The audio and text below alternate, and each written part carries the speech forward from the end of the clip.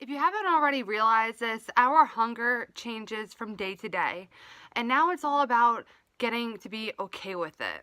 But first, welcome to my channel, or welcome back to my channel. My name is Stephanie. I'm Long Island's eating disorder specialist. I post on this channel 3 times a week, and I talk all about eating disorders, body image issues, and general mental health. So if any of that interests you, please click the subscribe button down below. And I also have an Instagram and a weekly blog. I will leave those links in the description below. First off, in our society, hunger comes with a bit of a stigma sometimes, and it's almost something to be ashamed of when you feel hungry. And that's something that I do want to talk about, but also really addressing the fact that our hunger changes from day to day, and it seems to be like a recurring theme in my sessions with my clients or just questions that I get online, is that how come and how to be okay with the fact that our hunger changes. And I talked about this in a prior video. I'll leave that link in the description below. But really identifying and knowing our hunger is a really key component for this, and also kind of navigating it with a hunger scale. And if you haven't checked out the video, I would definitely urge you to check it out. Again, I'll leave that link in the description below. Hunger is different for everyone, and not only is it different for everyone, for each person it's different day to day, and it looks different too. And in that video that I spoke about before, I talk more about different ways that people may feel hunger and how to really track your hunger. And it can be really difficult and hard to navigate, especially with an eating disorder in recovery, not only because of that, but also because of the mixed messages that we hear in our diet culture that we live in. Obviously, in the course of eating disorder recovery, we really are trying to work more toward intuitive eating. Of course, you usually do have a meal plan, and a meal plan is something that we put into place, usually you and your nutritionist, in order to get to the place that you are able to listen to your hunger again. It's really trying to naturalize your body again, bringing it back to its natural cues, bringing your attention back to its natural cues. And ultimately the goal is to get away from the meal plan. It's not something that is it's not something that you're supposed to be doing your entire life. It's just being on that meal plan. It's merely a guide to get you started.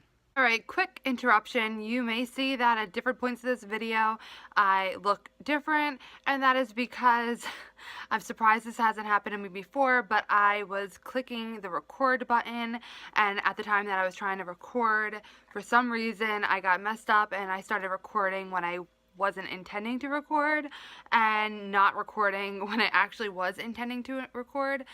So all I got was a bunch of clips of me, staring into oblivion, playing with my hair, thinking, scratching my nose, all of those things. I was annoyed with myself, but it was pretty funny. So again, I'm surprised it hasn't happened before, but that explains why I look different, and you'll see me jumping back and forth in this video.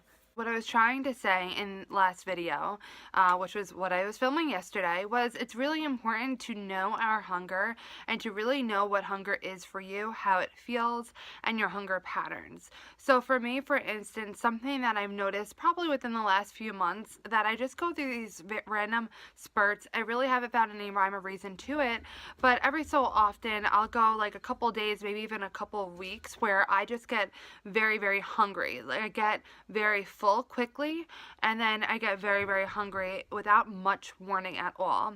And once that happens, it tends to be a pattern for at least a few days, so I become very accustomed to it, aware of it, and okay with it.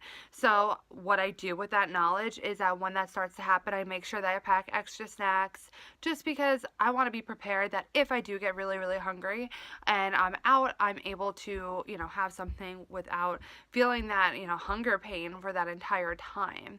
And it's something that it's really hard to be okay with, especially if you struggle with an eating disorder, because if, for instance, what I hear a lot is that today I might have been really, really hungry, but I wasn't as hungry yesterday, so I didn't eat as much yesterday, and it was perfectly fine yesterday, so why would the same amount be perfectly fine today?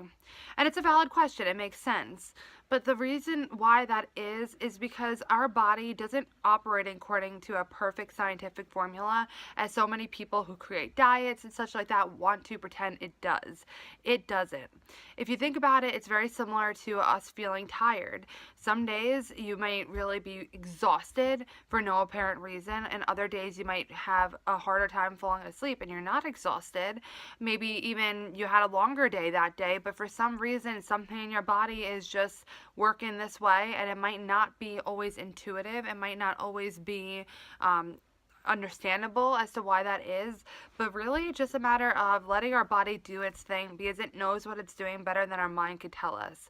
So when you're able just to listen and get back in tune with your body, you don't know what's going on the inside, why maybe it might be expending more energy and needing more nutrients on that day.